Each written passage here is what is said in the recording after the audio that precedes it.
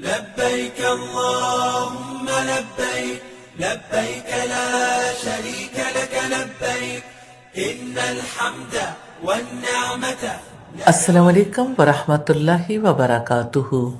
نحمدہ ونصلی علی رسولہ الکریم. اما بعد فاعوذ باللہ من الشیطان الرجیم. بسم اللہ الرحمن الرحیم. رب اشرح لی صدری ویسر لی امری واحلل عقدۃ من لسانی یفقہوا قولی. پچھلی نشست میں ہم نے بات کی تھی احرام کی حقیقت کی، میقات، غسل، نیت اور تلبیہ کی. آج ہم بات کریں گے ان احکامات کی جو احرام باندھنے کے بعد ہر حاجی پر لاگو ہوتے ہیں. کیا کیا چیزیں حرام ہو جاتی ہیں جنہیں محرمات احرام کہتے ہیں، اور کیا کیا چیزیں مباح ہیں جن کی اجازت ہے. گھبرائے نہیں، یہ سب کچھ بالکل آسان ہے. اگر دل میں اللہ کی رضا پانے کی طلب ہو، کوئی کام مشکل نہیں رہتا. سب سے پہلا سوال یہ کہ احرام کی پابندیاں کیوں ہوتی ہیں؟ احرام کی یہ تمام پابندیاں سزا نہیں ہے، یہ آزمائش ہے، یہ تربیت کے لیے ہے. اللہ تعالیٰ آپ کو دکھا رہا ہے کہ میرا بندہ جب چاہے اپنی خواہشات پر قابو پا سکتا ہے. آپ عام حالت میں خوشبو لگاتے ہیں، اب چند دن چھوڑ دیں گے، اب اپنی پسند کا لباس پہنتے ہیں، اب چند دن سادہ لباس پہنیں گے. آپ غصہ کر لیتے ہیں، جھگڑا کر لیتے ہیں، اب چند دن زبان قابو میں رکھیں گے. یہ چند دن اس بات کی تربیت ہے کہ ساری زندگی آپ اللہ کے بندے بن کر گزاریں. احرام کے یہ دن ایک ریہرسل ہے اللہ تعالیٰ کی اطاعت والی زندگی کے لیے. اللہ سبحانہ تعالیٰ ہمیں اس ٹریننگ کی اور پھر اس کے بعد ہمیشہ تا حیات اسے جاری رکھنے کی توفیق عطا فرمائے. آمین ثم آمین. ہم پہلے مشترکہ ممنوعات دیکھیں گے جو مرد اور خواتین دونوں کے لیے، یعنی سبھی کو اس سے بچنا ہے. ممنوعات میں پہلی چیز جو منع ہے خوشبو لگانا. جسم پر یا احرام کے کپڑوں پر خوشبو لگانا حرام ہے. ایک واقعہ سنیے. نبی کریم کی خدمت میں ایک آدمی حاضر ہوا جو احرام میں خوشبو لگائے ہوئے تھا. آپ نے اسے وہ خوشبو دھو ڈالنے کا حکم دیا. یہ بخاری کی 1536 نمبر روایت ہے. اور اگر کوئی شخص حالت احرام میں فوت ہو جائے تو اسے بھی خوشبو نہیں لگائی جائے گی. سیدنا ابن عباس کی حدیث، نبی کریم نے فرمایا وَلَا تُحَنِّتُوهُ، اور اسے خوشبو نہ لگاؤ. یہ مسلم کی 2892 نمبر روایت ہے. شیخ ابن عثیمین رحمہ اللہ سے ایسے شخص کے بارے میں سوال کیا گیا جسے احرام کے بعد کسی نے خوشبو لگا دی اور اس نے دل رکھنے کے لیے قبول کر لی. انہوں نے فرمایا کسی بھی شخص کے لیے جائز نہیں کہ وہ اللہ تعالیٰ کی معصیت میں کسی کا دل رکھے. اگر کسی نے خوشبو پیش کی تو کہنا چاہیے محرم کے لیے خوشبو جائز نہیں. یہ فتاوی ابن عثیمین کی روایت ہے. اگر غلطی سے ہو گیا ہو تو توبہ کریں اور فدیہ ادا کریں. دوسری پابندی ہے بال یا ناخن کاٹنا. حالت احرام میں جسم کے کسی بھی حصے سے بال موڑنا، کاٹنا یا اکھاڑنا حرام ہے، اور ناخن تراشنا بھی منع ہے. رب العزت کا فرمان ہے وَلَا تَحْلِقُوا رُؤُوسَكُمْ حَتَّى يَبْلُغَ الْهَدْيُ مَحِلَّهُ، اور اپنے سروں کو نہ مڑواؤ جب تک قربانی کا جانور اپنے مقام تک نہ پہنچ جائے. اس حکم کی حکمت کیا ہے؟ علماء کہتے ہیں ایک محرم کا پراگندہ بالوں والا اور غبار آلود ہونا اللہ تعالیٰ کو زیادہ پسند ہے، کیونکہ اس حالت میں انسان کا دل نرم ہوتا ہے اور خود پرستی ٹوٹتی ہے. لیکن اگر کسی کو تکلیف ہو، جیسے جوؤں کا مسئلہ، کوئی بیماری، تو سر منڈوا سکتے ہیں. بخاری کی 1815 نمبر روایت. تیسری پابندی ہے جنسی افعال، جھگڑا، نافرمانی. رب العزت کا ارشاد ہے الحج اشہر معلومات فمن فرض فیہن الحج فلا رفث ولا فسوق ولا جدال فی الحج. حج کے چند مہینے ہیں جو معلوم ہیں. جو شخص ان میں حج فرض کر لے تو حج میں نہ کوئی شہوانی فعل ہو، نہ کوئی نافرمانی، نہ کوئی لڑائی جھگڑا۔ یہ سورہ البقرہ کی آیت نمبر 197 ہے۔ سیدنا ابن عباس فرماتے ہیں رفث سے مراد جمع یعنی میاں بیوی کا خاص تعلق ہے۔ شیخ صالح ابن فوزان لکھتے ہیں کہ اس میں جمع کے اسباب بھی شامل ہیں، مباشرت، بوس و کنار اور جمع کی باتیں وغیرہ کرنا۔ فسوق سے مراد ہر طرح کی معصیت اور نافرمانی ہے، یعنی جھوٹ، غیبت، چغلی، بد نظری، بدتمیزی، یہ سب فسوق میں داخل ہے، اور یہ سب حالت احرام میں اور بھی شدید قبیح ہے، کیونکہ محرم تو اطاعت اور انکساری کی حالت میں ہوتا ہے۔ جدال سے مراد ساتھیوں سے بے مقصد بحث و تکرار، بلکہ گالی گلوچ وغیرہ۔ ہاں اگر حق بات کی وضاحت، امر بالمعروف اور نہی عن المنکر کے لیے بحث ہو تو یہ مستحسن ہے، اور اس بات پر اجماع ہے کہ اگر طواف افادہ سے پہلے کوئی جمع کر لے تو حج فاسد ہو جاتا ہے۔ پھر بھی باقی اعمال مکمل کرنے ہوں گے، آئندہ سال قضا دینی ہوگی اور ایک جانور ذبح کرنا ہوگا۔ فتح الباری کی روایت ہے، والیوم 4 ہے، پیج 42۔ اور بدلے میں یاد رکھیں وہ حدیث، اگر کوئی فحش بات نہ کرے اور کوئی گناہ نہ کرے تو وہ ایسے لوٹتا ہے جیسے آج ماں نے اسے جنا ہو۔ بخاری کی 1521 نمبر روایت ہے۔ چوتھی پابندی ہے نکاح کرنا یا پیغام دینا۔ سیدنا عثمان بن عفان سے روایت ہے کہ رسول اللہ نے فرمایا محرم نہ تو اپنا نکاح کرے نہ کسی دوسرے کا، اور نہ نکاح کا پیغام بھیجے۔ مسلم کی 3446 نمبر روایت، یعنی احرام میں خود کی شادی، کسی کا نکاح کروانا یا کسی کو شادی کا پیغام دینا سب ناجائز ہے۔ پانچویں پابندی ہے خشکی کا شکار، ہنٹنگ۔ رب العزت کا ارشاد ہے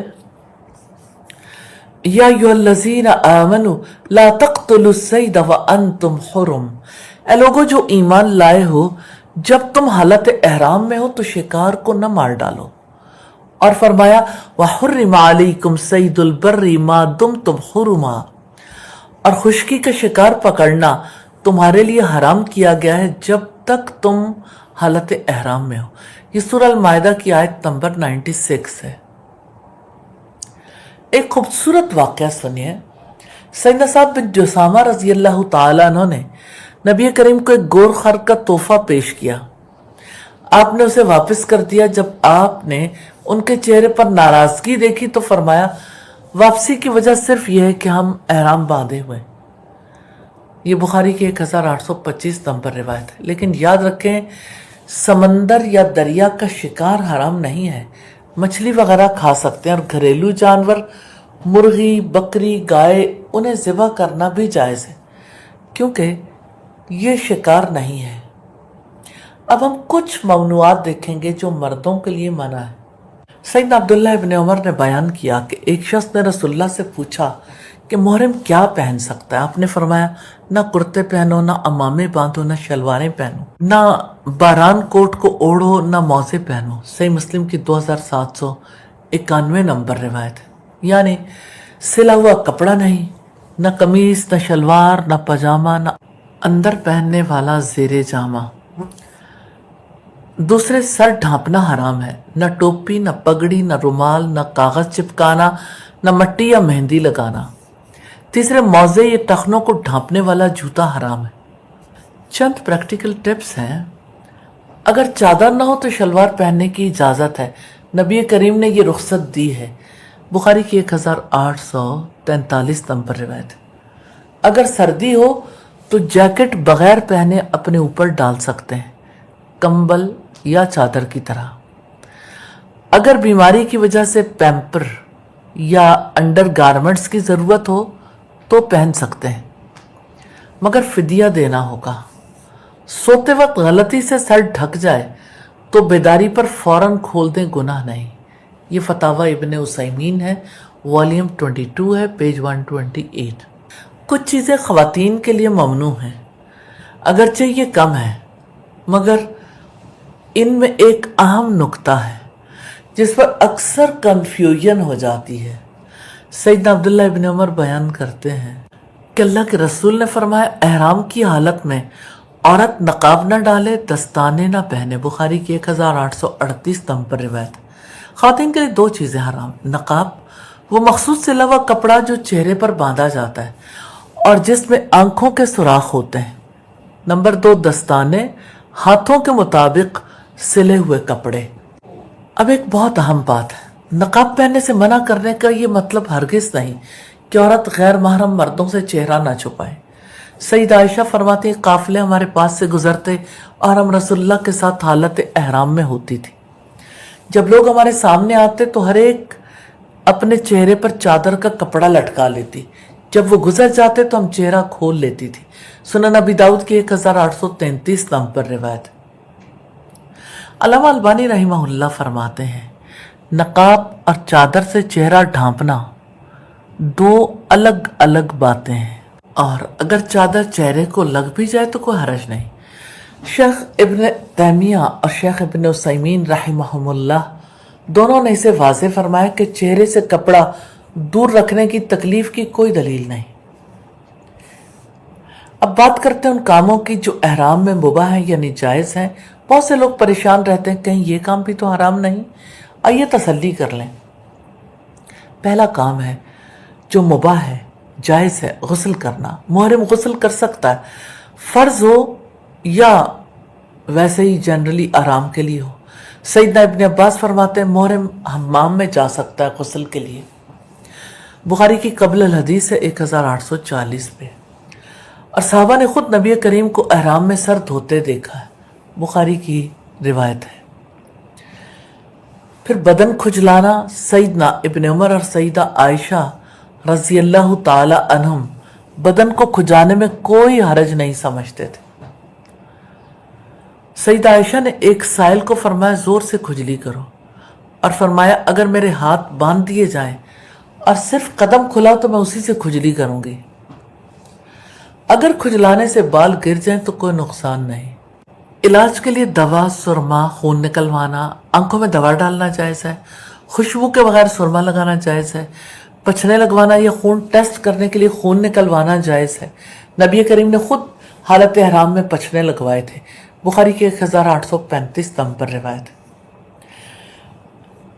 سیدنا ابن عمر نے طواف کیا اور ان کے پیٹ پر ایک کپڑا بندھا ہوا تھا، اور سیدنا عطا نے فرمایا کہ محرم انگوٹھی اور ہمیانی ویسٹ بیلٹ پہن سکتا ہے۔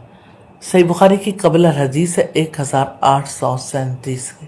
شیخ حسین بن عودہ لکھتے ہیں کہ اینک اور گھڑی بھی اسی حکم میں ہے۔ الموسوعۃ الفقہیہ المیسرہ کے والیوم 4 پیج 322 پر ہے۔ سیدہ ام الحسین رضی اللہ تعالی عنہ فرماتی ہیں کہ حجۃ الوداع میں سیدہ اسامہ یا بلال رضی اللہ تعالی عنہما نے نبی کریم کے اوپر کپڑا بلند کیا تھا گرمی سے بچانے کے لیے، یہاں تک کہ آپ نے رمی کی۔ مسلم کی 3139 نمبر روایت۔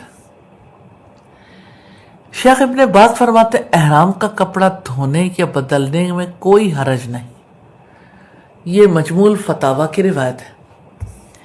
نبی کریم نے 5 جانوروں کو حرم میں بھی مارنے کی اجازت دی: چوہا، بچھو، چیل، کوار کاٹنے والا کتا۔ بخاری کی 3314 نمبر روایت، اور سانپ بھی اسی حکم میں۔ مسلم کی 1200 نمبر روایت۔ سیدنا ابن عباس نے فرمایا کہ محرم خوشبودار پھول سونگھ سکتا، آئینہ دیکھ سکتا ہے، اور شیخ ابن باز فرماتے کہ خوشبودار صابن استعمال کرنے میں کوئی حرج نہیں، مگر سادہ صابن افضل ہے۔ شیخ ابن عثیمین فرماتے ہیں کہ ضرورت کے وقت مثلا الرجی، دھواں یا کسی بدبو سے بچاؤ میں ماسک پہننے میں کوئی حرج نہیں۔ یہ ممنوعات ایک طویل فہرست لگ سکتی ہیں، لیکن سچ بات یہ سب ایک ہی سبق دیتی ہیں: اے بندے، چند دن کے لیے اپنی خواہشات کو پیچھے رکھو اور اپنے رب کی مرضی کو آگے رکھ لو، اور اگر کوئی غلطی ہو جائے گھبرائے نہیں، بھولے سے ہو تو معافی ہے، جان بوجھ کر ہو جائے تو فدیہ ہے، روزے، صدقہ یا قربانی۔ اللہ رحیم ہے، نہایت رحم والا ہے، اس نے راستہ بھی دکھایا ہے اور وہ غلطیوں کو بخشنے والا بھی ہے۔ یا اللہ ہمیں احرام کے تقاضوں کو پورا کرنے کی توفیق دے، ہماری زبانوں کو، نگاہوں کو، دلوں کو پاک فرما، اور اگر کوئی لغزش ہو تو اپنی رحمت سے معاف فرما، آمین یا رب العالمین۔ سبحانک اللہم و بحمدک نشہد ان لا الہ الا انت نستغفرک و نتوب الیک۔ السلام علیکم ورحمۃ اللہ وبرکاتہ۔ لبيك لا شريك لك لبيك إن الحمد والنعمة لك والملك لا